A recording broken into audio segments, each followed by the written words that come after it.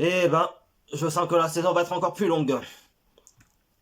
Putain de merde, allez. Bonjour à tous, c'est Ahmed de Zef, j'espère que vous allez bien. Moi ça va nickel, on se retrouve pour une toute nouvelle vidéo débriefing à froid pour la 5e journée de Der Arkema avec le match qui opposait l'Andavar Guingamp face à la section féminine des Girondins de Bordeaux. C'est parti. Attends. Aïe aïe aïe, qu'est-ce que j'avais dit les amis? Qu'est-ce que j'avais dit à propos de l'Andavar Guingamp quand je fais le petit topo des prochains adversaires pour la prochaine journée de championnat? Je l'ai dit qu'il fallait se méfier de cette équipe guingampaise. Parce que non seulement elles étaient dans la même situation que nos Bordelaises, c'est-à-dire un début de saison, bon, peut-être pas catastrophique, mais un petit peu dans le doute et tout. Et voilà, oui, forcément, dans la logique, ben, elles avaient besoin de se relancer contre nous, en allant chercher pardon, les 3 points. Alors, oui, petite parenthèse, les amis. Voilà, je voulais juste m'excuser de la dernière vidéo, la vidéo précédente que j'ai faite contre Montpellier. Voilà, j'ai des petits problèmes avec mon ordinateur portable. Donc, je peux pas faire un montage de qualité pour le moment. Il faudra voir début du mois de novembre. Donc, voilà pour la petite aparté là-dessus. Donc, ben voilà, hein, la première période, bon, il y a eu des choses très intéressantes à en tirer. Parce que voilà, il y a eu des occasions de part et d'autre. Bon, encore une fois, ben, chez les Bordelaises, il y a des occasions, mais ça se concrétise pas au fond des filets. Même si on était à un poil à chaque fois d'ouvrir le score, face au cage de Cindy Perrault. Après, dans le 11 de départ, bon, j'essayerai de rechercher un petit peu une petite capture d'écran, mais c'est vrai que par rapport au dernier match, on avait mis en avant déjà Awa Sangaré, bon, qui est rentré en deuxième période. Mais là, on a pu se jouer donc avec Mylène Tarieux, Shamika Fisley et Abigail Kofi Kim, avec derrière Nesrine Balouni. Bon, ça en est tenu à pas grand chose non plus hein, en termes de productivité de jeu. Mais après, je trouve que en deuxième période, ouais, ça a été mieux quand même pour cette équipe bordelaise. Bon, après, offensivement, il n'y a rien à redire. Ne serait-ce que juste peut-être croire un peu plus en ces phases offensives. Enfin, envers ces moments forts. D'essayer de mieux concrétiser ces occasions. Mais par contre, défensivement, les amis, c'est quand même inquiétant, quoi.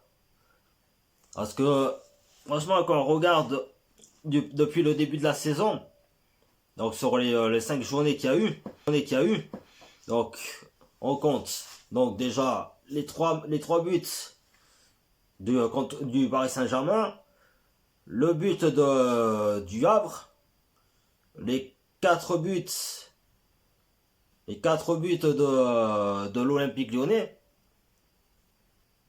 le but de Montpellier, donc ça fait déjà 10 et le but de Guingamp ce week-end, et ben voilà, ça fait quand même 11 buts encaissés en 5 journées quand même. C'est quand même vraiment inquiétant quoi.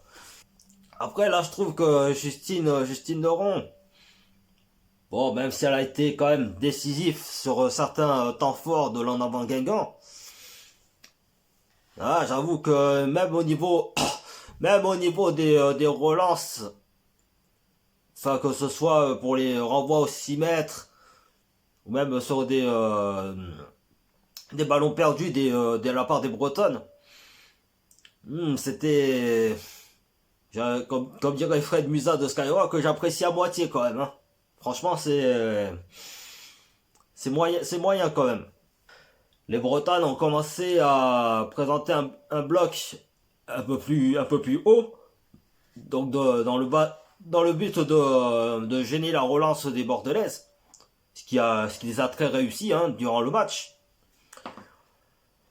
Et puis là, encore une fois, sur cette deuxième période, c'est Leila Peno. C'est ça, c'est Leila Peno, ouais, qui, encore une fois, malgré un contenu assez intéressant de la part des deux équipes, voilà, comme a dit le commentateur du match, elle aime prendre des risques, elle a tenté sa frappe, elle a mis au fond des filets, c'est tout. Faut être réaliste au bout d'un moment. Et en plus, comme je dis, il y a personne qui essaye de lui bloquer sa tentative de frappe. Donc ça finit au fond des filets, quoi. C'est dur. C'est dur, hein, d'être dans une période de doute, quoi. Avec seulement 2 points de prix depuis 5 journées, quoi. Et puis là, vers la fin du match, donc il y a eu l'entrée de Atelius, de Serena Pinto de Queiroz et de Miles Seguin. Mais là, ça a été mieux. Ça a été un peu plus poussif. Bon, malheureusement, encore une fois, ça manque d'efficacité dans le dernier geste. Mais je pense qu'à un moment donné, Patrice Lair devrait faire un peu plus confiance envers Serena Pinto de Queiroz sur le terrain pour apporter cette fraîcheur. Mais moi, je pense très sincèrement qu'elle mérite sa place de titulaire. Après, je sais pas. Comment Patrice Lair se base pour mettre en avant les joueuses. Mais je trouve ça dommage. Je trouve ça dommage que Serena soit pas un peu plus mis en avant dans ce 11 de départ. Et puis là, après, voilà, hein, elles se sont retrouvées en supériorité numérique face à un craquage totalement idiot de la part de Essata Traoré. C'est l'arbitre qui a pas sifflé faute. Et puis après, après c'est dommage, hein, parce que, enfin, de ce que j'ai pu voir de cette jeune joueuse Essata Traoré, c'est quand même une bonne joueuse, c'est une bonne attaquante. D'ailleurs, qui nous avait mis la misère la saison dernière. Mais je trouve ça juste dommage qu'elle ait pété un boulon, quoi. Qu'elle ait pété un boulon juste parce qu'il y a eu une faute non sifflée. Et encore, heureusement que ça n'a pas dégénéré non plus, quoi. Enfin, oui, il y a eu de la colère de la part du staff et tout, sur le banc des remplaçantes. Mais après, voilà, comme vous avez pu voir en direct, elle ne décolorait pas de cette décision de l'arbitre. Parce qu'en plus, il faut savoir qu'elle avait déjà un carton jaune juste avant de déraper comme ça, quoi. Donc, c'est comme ça, va falloir relativiser, un peu plus travailler, parce que là, encore, bon, comme je dis, le plus dur est passé. Donc, notamment contre Paris Saint-Germain, l'Olympique Lyonnais et Montpellier. Mais après, il reste encore des gros morceaux face à nous, quoi. Il y a Fleury 91, il y a le Paris FC. D'ailleurs, on enchaîne d'ailleurs sur les 2 matchs à l'extérieur. Après le match contre le Stade de Reims, qui est le prochain match à domicile. Donc début novembre.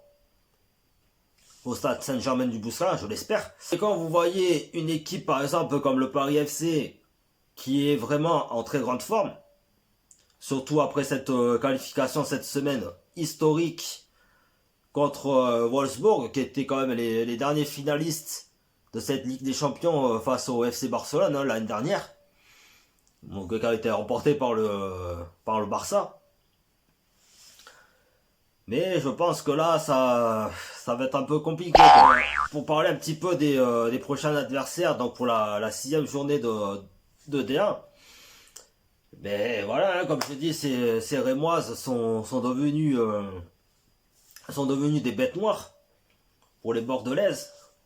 Parce qu'il faut quand même rappeler que depuis 2 3 saisons, ben, c'est une équipe qui pose pas mal de problèmes à notre équipe bordelaise. Je me souviens d'ailleurs de la première journée de D1 où elles avaient fait une remontada à 4 buts partout. Au temps où il y avait encore Mélissa Gomez et Mélissa Herrera qui jouaient ensemble. Même si Mélissa Gomez est revenue au stade de Reims cet été. Mais quand vous regardez la saison dernière, déjà la courte défaite à domicile et le 6 buts à 1 qu'elle nous avait infligé au match au retour. D'ailleurs voilà, c'était le match qui a mis dans une spirale infernale cette équipe bordelaise dans cette deuxième partie de saison. Donc vraiment, il va falloir se méfier de cette équipe rémoise, quoi. Parce que là on est déjà on arrive bientôt, à la trêve hivernale. Ça va être, je pense que là, le Patrice et son staff, ils ont encore du boulot, quoi. Enfin, défensivement déjà, d'une part. Mais offensivement aussi, pour être un peu plus concret dans les occasions, quoi. Donc voilà un petit peu pour ce débriefing, ce match contre l'En Avant Guingamp. Et ouais, c'est un joli cadeau d'anniversaire qu'elle m'offre les Bretonnes pour mes 30 ans. Merci. Oh putain, sans déconner, 30 ans les gars, 30 ans. Putain de merde.